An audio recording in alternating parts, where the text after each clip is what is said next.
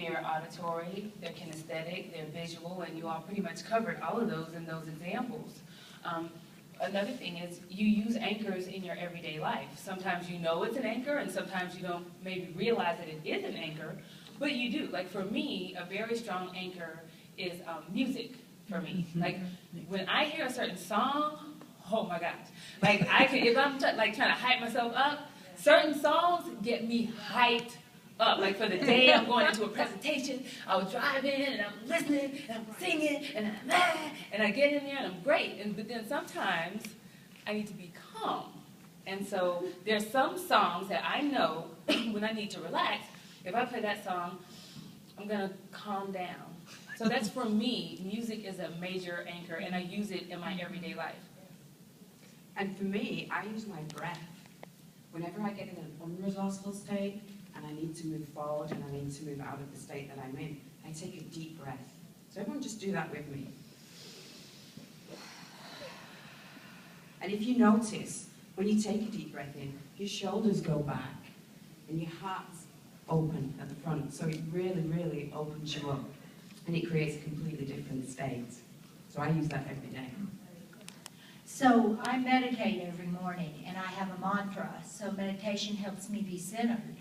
So the great thing about meditation with the mantra's silent.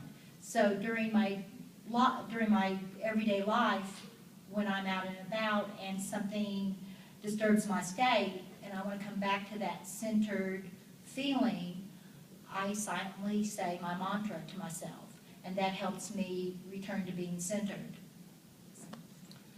So there are a lot of anchors that you can use in your everyday life. We've given you examples of ours. It could be a picture that you look at, maybe at your desk.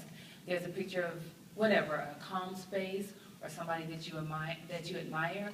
Those are all anchors that you use in your everyday life. Is there anyone here who'd like to share some of the anchors that you use in your everyday life that are helpful?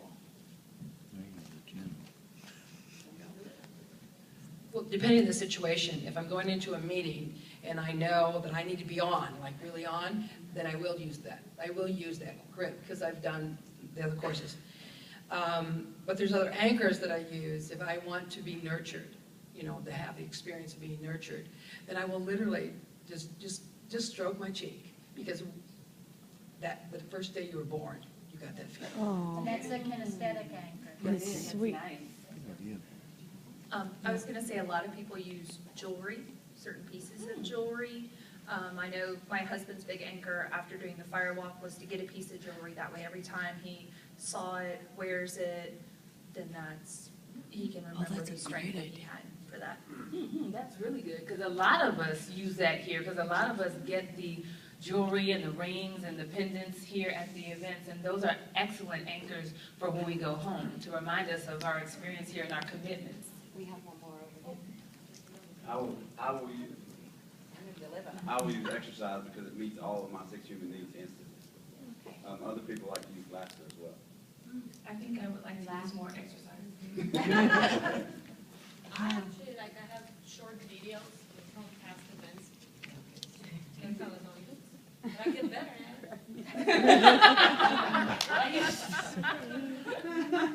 I think I'm good at that. That was an anchor. That was an anchor, which you just did, yeah. Give me a couple times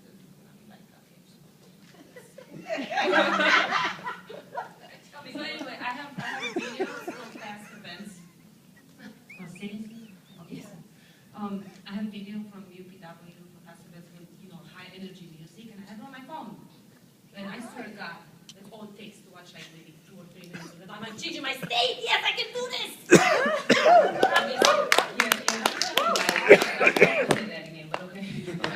Because I don't want you to get arrested.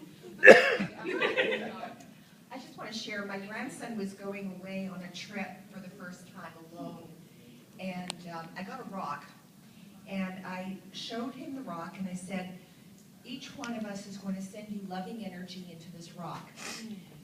And we passed it around to his mom and dad and his brother and myself. And I said, Ari, whenever you're away and you're feeling that you need the love, you just hold that rock.